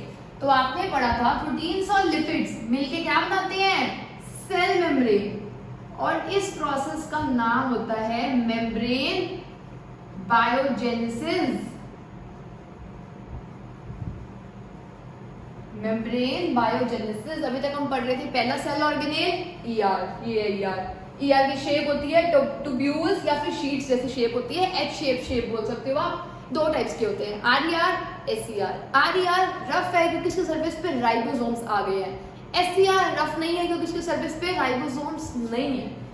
तो जिस स्मूथ जो होता है वो सिंथेसाइज करता है लिपिड्स, रफ जो होता है वो सिंथेसाइज करता है प्रोटीन्स, दोनों मिलकर बनाते हैं cell membrane. The process by which proteins and lipids synthesized by ER helps in building the cell membrane. That process is known as membrane biogenesis.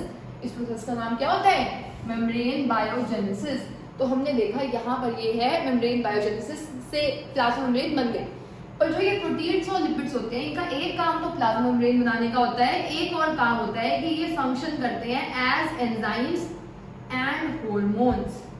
अब एंजाइम्स क्या होते हैं, हॉर्मोन्स तो आपको पता है हमारी बॉडी में कुछ केमिकल्स होते हैं। एंजाइम्स ऐसे सब्सटेंसेस होते हैं जो कन्वर्ट करते हैं कॉम्प्लेक्स चीज को सिंपल चीज में। कॉम्प्लेक्स चीज थोड़ा थोड़ा थोड़ा थोड़ा सिंपल में कन्वर्ट कर दिया, तो वो कौन करते हैं? एंजाइम्स। तो कुछ प्रोटीन्स मेम्ब्रेन बायोजेनेसिस करते हैं और कुछ प्रोटीन एंजाइम्स और हार्मोन्स का रोल प्ले करते हैं। और जो ईआर होता है वो साइट होता है काफी सारी बायोकेमिकल एक्टिविटीज के लिए, क्योंकि देखो ये ना बस रास्ता प्रोवाइड करता है, आपको एक रास्ता प्रोवाइड दिख रहा है, जैसे रोड होती है ना, ब्रिज होती है, रोड होती है, वो सिर्फ रास्ता प्रोवाइड करता है ताकि और चीजें अपना काम कर सके। एक और चीज, एंडोप्लाज्मिक रेटिकुलम को हम मैन्युफैक्चरर बोल सकते हैं।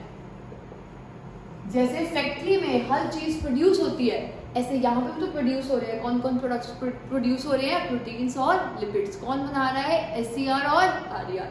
और ये मिलके सेल मेम्ब्रेन बना रहे हैं। इस प्रोसेस को क्या बोल रहे हैं? Membrane biogenesis. और ये हमने डायग्राम कर लिया और हमने 3 फंक्शंस कर लिए। अगर ईआर का रोल आए तो एक तो बायोकेमिकल एक्टिविटीज, जितनी भी केमिकल एक्टिविटीज है उसमें हेल्प करता है सेल की। सेकेंड, प्रोटीन्स और लिपिड्स मेम्ब्रेन बनाने के काम आते हैं। थर्ड, प्रोटीन्स और लिपिड्स एंजाइम्स और हार्मोन्स की तरह फंक्शन करते हैं। फोर्थ पॉइंट देखो, इंपॉर्टेंट पॉइंट है, जो एचसीआर होता है, स्मूथ एंडोप्लाज्मिक रेटिकुलम, सिर्फ इसकी एक स्पेशल बात होती है वर्टिब्रेट्स में। वर्टिब्रेट्स वो ऑर्गेनिजम्स होते हैं जिनकी बैकबोन होती है। हमारी बैकबोन है तो हम वर्टिब्रेट्स हैं, ठीक है।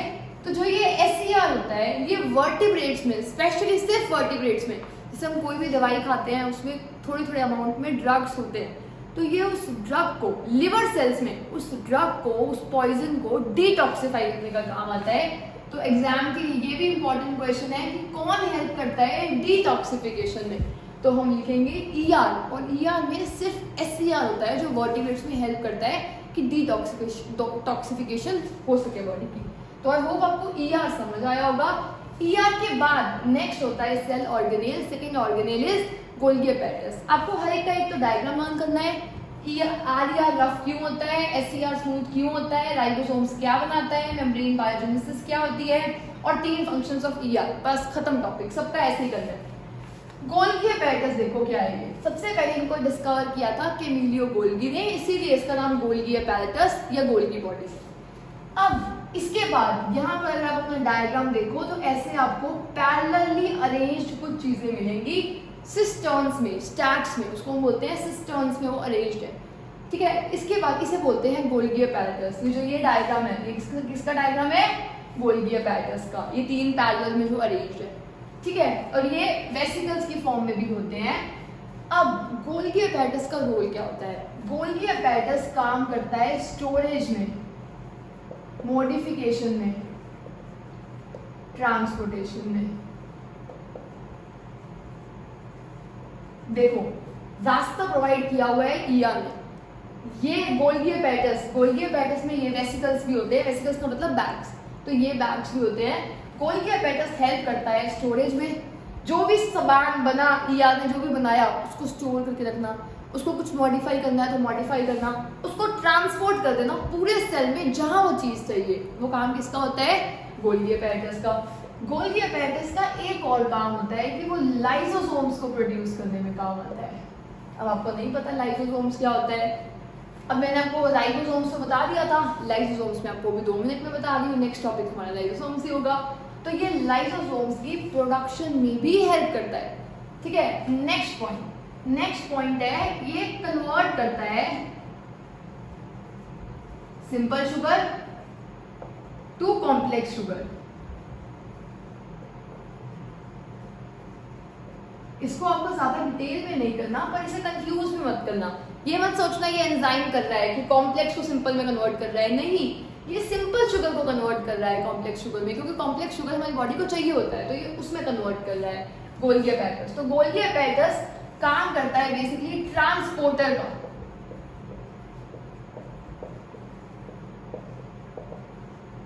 गोल्गी एपेटस किसका काम करता है? ट्रांसपोर्टर का। सिंथेसाइज किसको करता है? लाइसोसोम्स को। और ये हेल्प करता है कन्वर्ट करने में सिंपल शुगर को, किसमें कन्वर्ट करने में? कॉम्प्लेक्स शुगर में।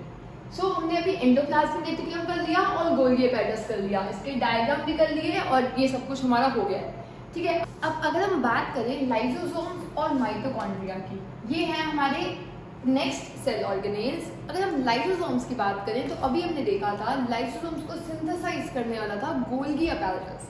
अब गोल्गी अपैरेटस लाइसोसोम्स को प्रोड्यूस करता है। अब लाइसोसोम्स को हम बोलते हैं डस्टबिन ऑफ द सेल। जो भी वेस्ट होगा वो लाइसोसोम्स के पास होगा। और इसका दो नाम और होते हैं, इसको हम बोलते हैं सुसाइडल बैग्स और इसको बोला जाता है डाइजेस्टिव बैग्स। ऐसे इसका बैग लाइक स्ट्रक्चर होता है। बैग लाइक स्ट्रक्चर में क्या करता है ये, इसको डाइजेस्टिव बैग्स क्यों बोलते हैं? डाइजेशन का मतलब होता है कॉम्प्लेक्स चीज को ब्रेक करना सिंपल चीज में। अभी मैं आपको थोड़ी देर पहले बताया था, कॉम्प्लेक्स चीज को सिंपल चीज में कन्वर्ट कौन करते हैं? एंजाइम्स। तो लाइसोसोम्स के पास क्या होते हैं? एंजाइम्स। देखो हुआ क्या था, जो ये ईआर था, ईआर में हमने देखा था कि कुछ प्रोटीन्स और लिपिड्स फंक्शन करते हैं एंजाइम्स और हार्मोन्स की तरह। तो वो एंजाइम्स आ जाते हैं गोल्गी अपैरेटस के पास। जैसे ही गोल्गी अपैरेटस के पास वो एंजाइम्स आए, वो उन्हें स्टोर करता है, मॉडिफाई करता है और ट्रांसपोर्ट कर देता है। ऐसे वेसिकल को छोड़ दिया, ये वेसिकल को छोड़ दिया, थोड़े टाइम में क्या बन गया? लाइसोसोम्स। इसलिए गोल्गी अपैरेटस इसको बना रहे थे लाइसोसोम्स। और वो एंजाइम यहाँ से यहाँ आया, यहाँ से इसके अंदर है लाइसोसोम के अंदर। तो क्योंकि लाइसोसोम्स के पास एंजाइम्स होते हैं तो उन्हें हम बोलते हैं डाइजेस्टिव बैग्स, क्योंकि वो कन्वर्ट कर सकते हैं किसी भी कॉम्प्लेक्स चीज को सिंपलर वंस में। अब हम इन्हें सुसाइडल बैग्स क्यों बोलते हैं? सुसाइड का मतलब होता है अपनी जान खुद लेना। तो लाइसोसोम्स को सुसाइडल बैग्स इसलिए बोला जाता है क्योंकि जब लाइसोसोम्स को लगता है कि सेल में कोई भी खराब हो गया है, कुछ भी खराब हो गया है, ऑर्गेनेल कोई भी खराब हो गया है, तो ये या तो उसको डैमेज को ठीक करने की कोशिश करता है या फिर ये बर्स्ट हो जाता है। लाइसोसोम्स बर्स्ट हो गया, सारे एंजाइम पूरे फैल गए, वो एंजाइम पूरे सेल को खाने लग जाएंगे, तो सेल की जान ले ली। तो जैसे ही सेल को लगता है वो किसी काम का नहीं रहा, वो सेल डैमेज हो गया है, उसके ऑर्गेनेल्स खराब हो गए हैं, तो lysosomes may burst and eat the whole cell. That is why lysosomes are known as suicidal bags. तो हमने पहला देखा था ईआर मैन्युफैक्चरर, फिर हमने देखा था सेकंड गोल्गी अपैरेटस ट्रांसपोर्टर, फिर हमने देखा लाइसोसोम्स या तो डस्टबिन या फिर सुसाइडल बैग्स या फिर डाइजेस्टिव बैग्स, क्योंकि इसके पास क्या है? एंजाइम्स। तो एंजाइम्स ही काम करते हैं खाने का चीज़ों को और वो खाता रहता है। Next cell organelles, next cell organelle होता है हमारा माइटोकॉन्ड्रिया। एक आप ना अगर अपनी बुक में देखोगे ना तो आपको दिखेगा कि सारे सेल ऑर्गेनेल्स ना अलग अलग कलर के ड्रॉ किए हुए हैं। तो क्या वो सच में अलग अलग कलर के होते हैं? एक्चुअल में हम क्या करते हैं, सेल को जब भी माइक्रोस्कोप में देखते हैं तो उसके ऊपर ना कोई सॉल्यूशन डाल देते हैं, चाहे सेफ्रेनिन डाल लें, चाहे आयोडीन डाल लें, चाहे मिथाइल ब्लू डाल लें। इन तीन सॉल्यूशंस में न्यूक्लियर मेम्ब्रेन अलग चीज़ से मिलकर बनी है, सेल मेम्ब्रेन अलग से बनी है, सेल वॉल अलग से बनी है, तो हर एक की जो केमिकल कंपोजिशन है ना वो अलग है। तो जैसे ही हम उस सॉल्यूशन में डालेंगे हर एक उसके साथ अलग रिएक्ट करेगा, तो किसी का कलर आपको ब्लू दिखाई देगा, किसी का पिंक, किसी का रेड। तो हम स्टेनिंग क्यों करते हैं? सबसे पहला क्वेश्चन आता है एग्जाम्स में, हम सेल्स को स्टेन किससे करते हैं? तीन solutions, methyl blue, safranin, iodine. क्यों करते हैं? क्योंकि हर एक की केमिकल कंपोजिशन डिफरेंट है। वरना आप सेल को माइक्रोस्कोप में देखोगे आप कहोगे सब कुछ तो वाइट वाइट सा कलरलेस सा दिख रहा है, कौन सा क्या है? आपको तो कुछ दिखाई नहीं देगा। तो उसको देखने के लिए क्लियरली हम सेल्स को स्टेन करते हैं। अब मैंने आपको यहाँ पर एक सेल ऑर्गेनेल ड्रॉ किया है, इसका नेम होता है माइटोकॉन्ड्रिया। ये डबल मेम्ब्रेन स्ट्रक्चर है, सेल ऑर्गेनेल है डबल मेम्ब्रेन। इसके जो आउटर मेम्ब्रेन है वो काफी स्मूथ है, आप देख सकते हो। बाहर वाली मेम्ब्रेन तो बहुत ही स्मूथ है, इनर वाली मेम्ब्रेन जो है वो पोरस है। पोरस है का मतलब क्या है? उसमें काफी सारे पोर्स हैं और उसका सरफेस एरिया बहुत ज्यादा है। ये देखो बहुत ज्यादा सरफेस एरिया है। इससे क्या होता है? इससे ना एरिया इंक्रीज होता है, सरफेस एरिया ज्यादा है और सरफेस एरिया इंक्रीज होने से क्या होगा? माइटोकॉन्ड्रिया का जो नाम होता है वो होता है power house of the cell. मतलब पूरे सेल में जो बिजली चाहिए, जो एनर्जी चाहिए, वो कौन प्रोवाइड करता है? माइटोकॉन्ड्रिया। तो what is known as the power house of the cell? Mitochondria is known as the power house of the cell. Why?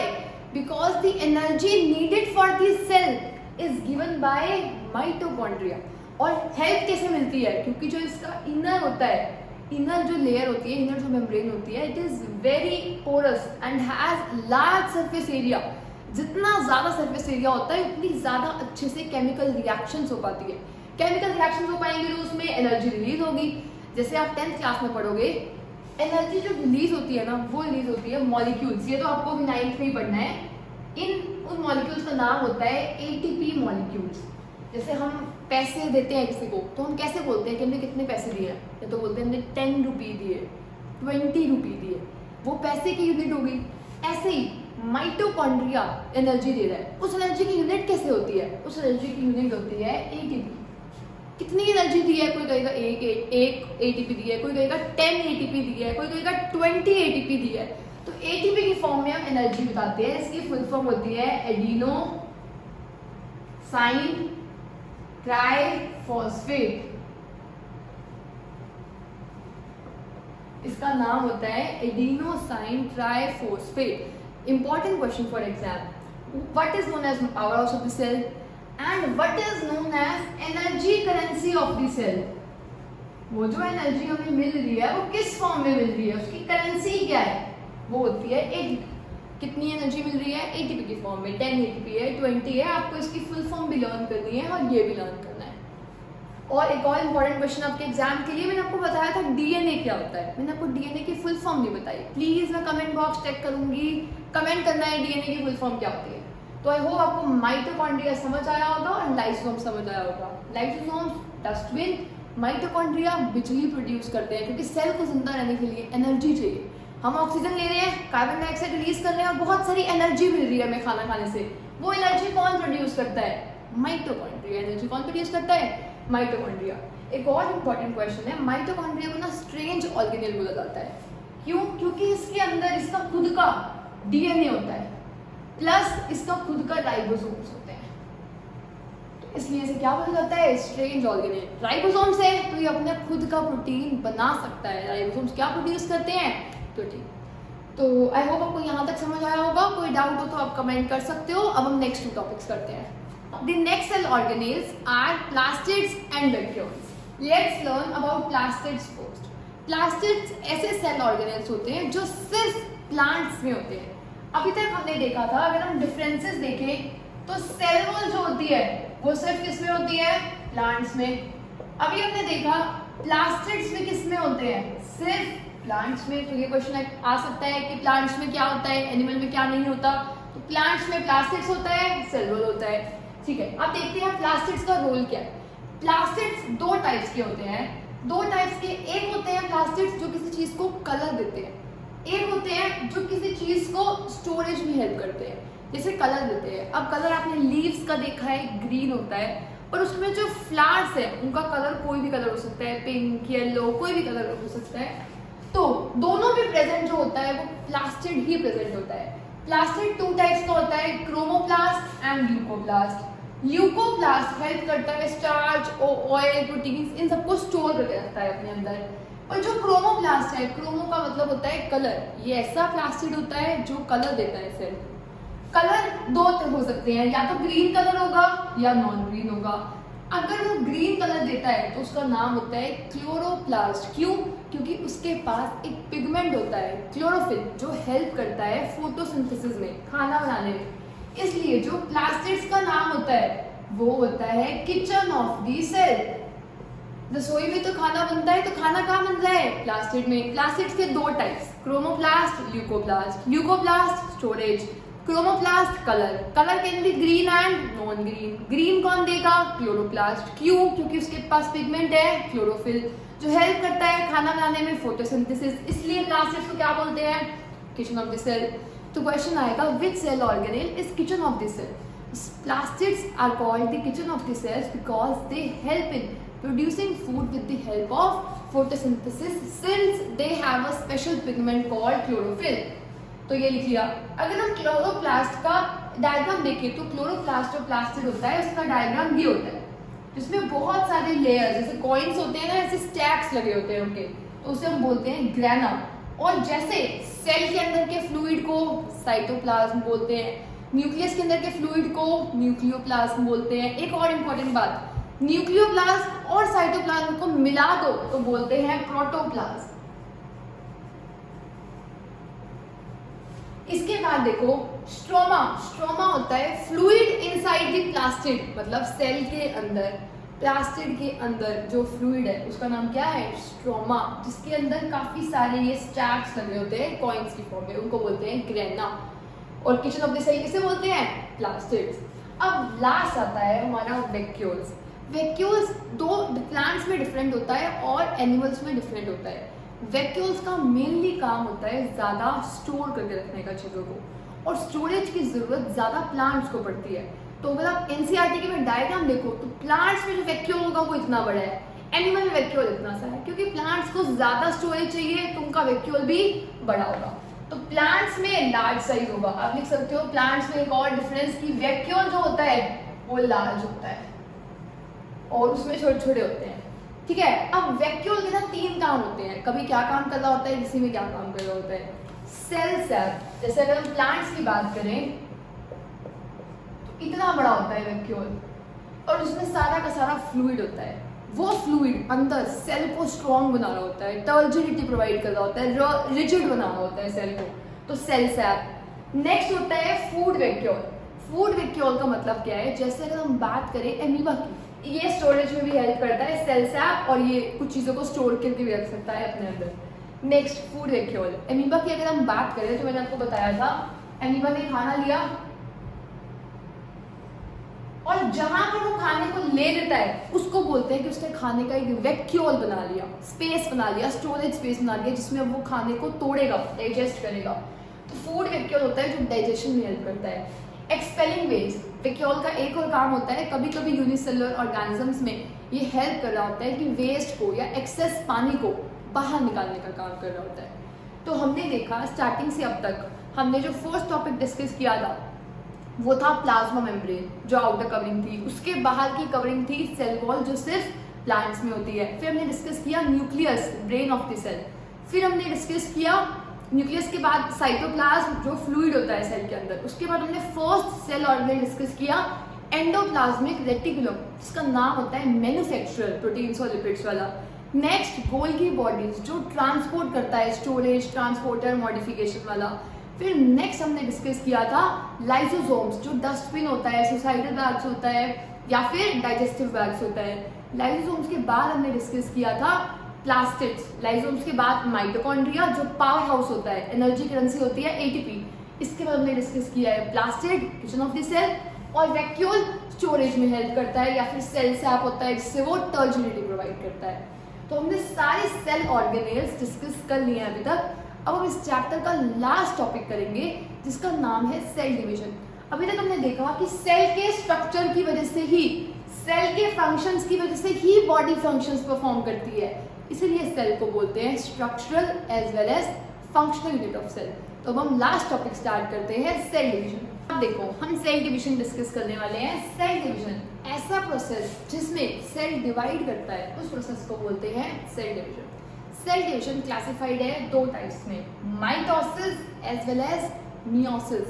अब माइटोसिस क्या होता है और मियोसिस क्या होता है? माइटोसिस जो होता है, देखो मेरी पूरी बॉडी है, मेरी पूरी बॉडी में हर एक के सेल्स को ग्रोथ करनी है, हैंड के सेल्स को ग्रोथ करनी है, आर्म्स के सेल्स को ग्रोथ करनी है, पूरी बॉडी में सेल्स को ग्रोथ करनी है, रिपेयर करनी है, मल्टीप्लाई होना है। तो पूरी बॉडी में जब होती है तो उसे हम बोलते हैं माइटोसिस। जैसे मेरे हाथ में 1 से 2 बने, 2 से 4 बनेंगे, 4 से आगे बनेंगे। तो जिसमें सेल डिवाइड करता है ग्रोथ के लिए, लेग्स में 1 से 2 बने, 2 से 4, तो हम बोलेंगे माइटोसिस हो रही है। Mitosis is a type of cell division that occurs throughout the body for growth and maintenance. तो उसे हम बोलते हैं माइटोसिस। मियोसिस होती है जो होती है फॉर रिप्रोडक्शन। किसके लिए होती है ये? रिप्रोडक्शन के लिए। ठीक है, इसको हम अलग से भी अच्छे से और स्टडी करेंगे। देखो, हमारी पूरी बॉडी में, मेरी पूरी बॉडी में हर एक सेल्स ग्रो कर रहे हैं। जो पूरी बॉडी के सेल्स हैं वो ग्रो करते हैं by the process of mitosis. जो रिप्रोडक्टिव सेल्स होंगे, जैसे मेल का होगा स्पर्म, वो जो स्पर्म प्रोड्यूस होगा या जो ओवा प्रोड्यूस होगा फीमेल में, वो होता है by the process of meiosis. और ये ग्रोथ के लिए जो होता है वो होता है by the process of mitosis. ठीक है, अब हम देखते हैं हमारी पूरी बॉडी में, ह्यूमंस की बॉडी में क्रोमोसोम्स होते हैं 46 हर सेल में।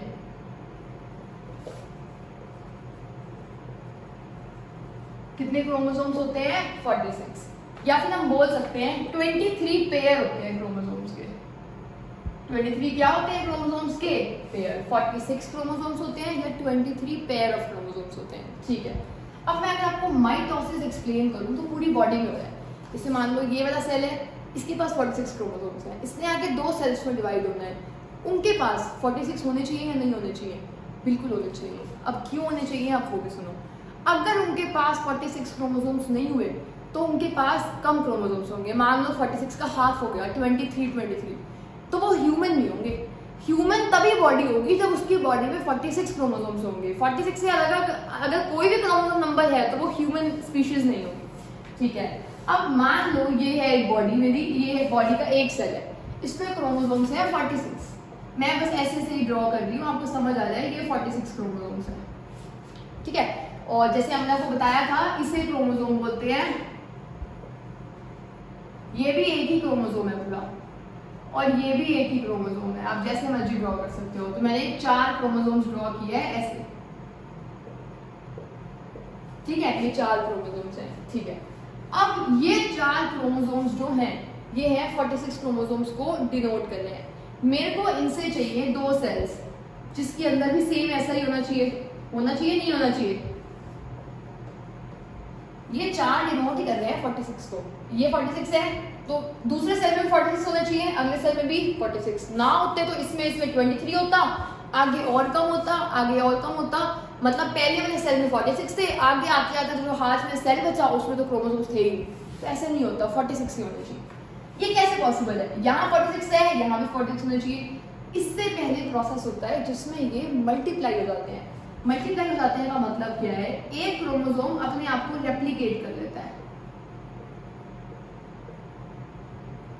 अब देखो ये 1 2 3 4, अब ये 8 हो चुके हैं। क्रोमोसोम इसमें भी 46 है, क्रोमोसोम इसमें भी 46 है, और क्रोमोसोम इसमें भी 46 है। ठीक है, अब देखो ये रेप्लिकेट हुए। रेप्लिकेट का मतलब फोटोकॉपी हुई, एक ने दूसरे को प्रोड्यूस किया, एक ने दूसरे को, एक ने दूसरे को, एक ने दूसरे को। अब ये एक अलग हो गया। ये देखो 1 2 3 4 5 6 7 8 है, 4 इधर आ गए, 4 इधर आ गए। तो अब हम देखेंगे कि एक सेल से जो 2 सेल प्रोड्यूस हुए, पहले भी 46 क्रोमोसोम्स थे, अब भी 46 क्रोमोसोम्स हैं, तो फिर फर्क कैसे आया? ये जो थे, जो ये हुए फॉर्म हुए, ये 46 क्रोमोसोम्स हैं, 46 ही क्रोमैटिड्स हैं। इसमें जो क्रोमैटिड्स हैं, जो सिंगल होती है उसको बोलते हैं 92, उसको बोलते हैं क्रोमैटिड्स। क्रोमैटिड्स 92 हो गए हैं क्योंकि क्रोमैटिड्स बढ़ गए हैं, इसलिए क्रोमोसोम्स बैलेंस हो गए हैं। ठीक है, तो हमने देखा माइटोसिस ग्रोथ के लिए होता है। 46 क्रोमोसोम्स थे, यहाँ भी 46 चाहिए, तो पहले ये रेप्लिकेट हो गए और फिर ये हुआ। और हमेशा याद रखना, सेल जब भी डिवाइड करता है, मान लो ये सेल है, ये न्यूक्लियस है, सेल जब भी डिवाइड करता है पहले न्यूक्लियस बड़ा होता है, फिर इसको कार्बोकाइनेसिस बोलते हैं क्योंकि न्यूक्लियस के डिवीजन को, इसके बाद न्यूक्लियस अलग हो जाता है, फिर साइटोप्लाज्म अलग होता है। ऐसे डिवीजन होती है सेल की। सेल न्यूक्लियस बड़ा हुआ, न्यूक्लियस अलग हो गया, फिर साइटोप्लाज्म अलग होता है, और ऐसे 2 सेल बन जाते हैं। डीएनए अपने आप को डबल कर लेता है ना। देखो अंदर का न्यूक्लियस उसने आपको डबल कर लिया, अंदर के न्यूक्लियस ने अपने आप को डबल कर लिया, आधा इसको दे दिया, आधा इसको दे दिया, तो क्रोमोसोम कितने प्रोड्यूस हुए? 46। तो हम बोलेंगे कि इसको बोलते हैं मदर सेल। जो मेन सेल होती है वो होती है मदर सेल, और जो एंड में फॉर्म होती है उसको बोलते हैं डॉटर सेल्स। मदर सेल में जितने क्रोमोसोम्स थे, डॉटर सेल में भी उतने ही क्रोमोसोम्स हैं, 46। ठीक है, तो सेकंड पॉइंट आ गया, मदर सेल के जो क्रोमोसोम्स हैं वो इक्वल होते हैं डॉटर सेल्स के। अब नेक्स्ट देखो, जो मियोसिस है ये होता है रिप्रोडक्शन के टाइम पे, मतलब पूरा टाइम नहीं हो रहा, सिर्फ प्रोड्यूसिंग सेल्स में हो रहा है। जैसे अगर हम मेल की बात करें, जब स्पर्म रिलीज हुआ तब उसमें कितने क्रोमोसोम्स होंगे हमें ये देखना है। बॉडी में कितने क्रोमोसोम्स हैं? 46। तो मैंने इस चार्ट से रिप्रेजेंट कर दिया कि ये 46 को डिनोट करते हैं। अब देखो होता क्या है, हमारी पूरी बॉडी में 46 क्रोमोसोम्स होते हैं। ठीक है, सेल्स में, एक सेल में 46 क्रोमोसोम्स होते हैं।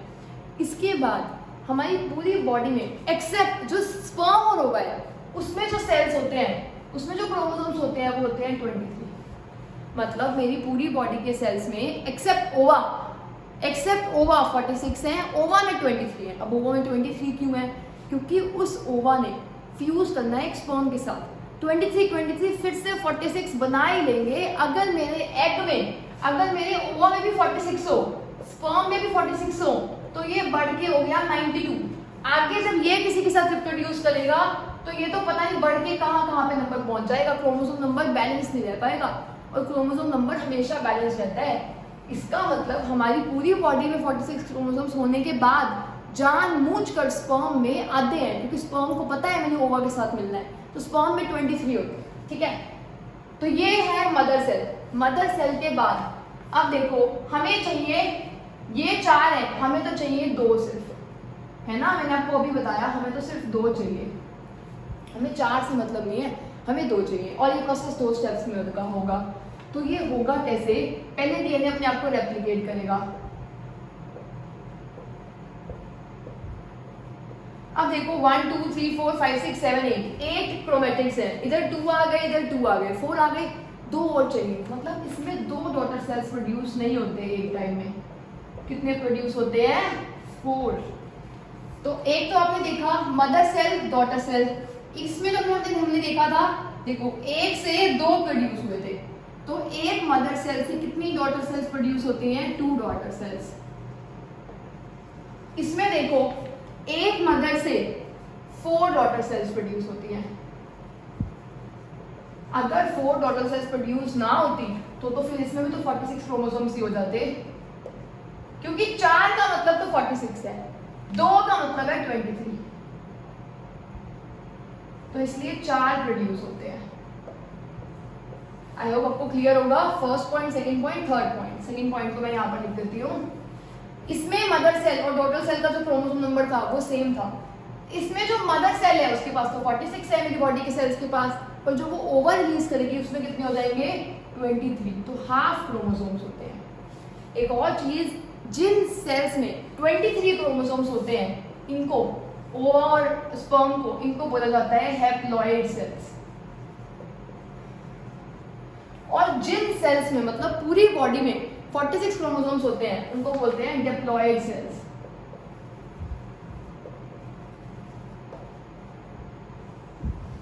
हैप्लॉइड में कितने होते हैं? 23। हैप्लॉइड होते हैं सिर्फ स्पर्म और ओवा, डिप्लॉइड होते हैं पूरी बॉडी के सेल्स। तो माइटोसिस होती है ग्रोथ के लिए। मदर सेल और डॉटर सेल का क्रोमोसोम नंबर सेम होता है, इसमें हाफ हो जाता है। ये होता है मियोसिस, ये होती है हैप्लॉइड सेल्स में, और ये होती है डिप्लॉइड सेल्स में। तो आई होप आपको ये चैप्टर पूरा समझ आया होगा, जिसे हमने डिस्कस किया था cell chapter, very first chapter of biology for class 10। तो अगर आपको ये वीडियो अच्छी लगी है, please share it with others also, and if you have any suggestion for me you can comment down below, and don't forget to subscribe the channel for regular updates. Thank you.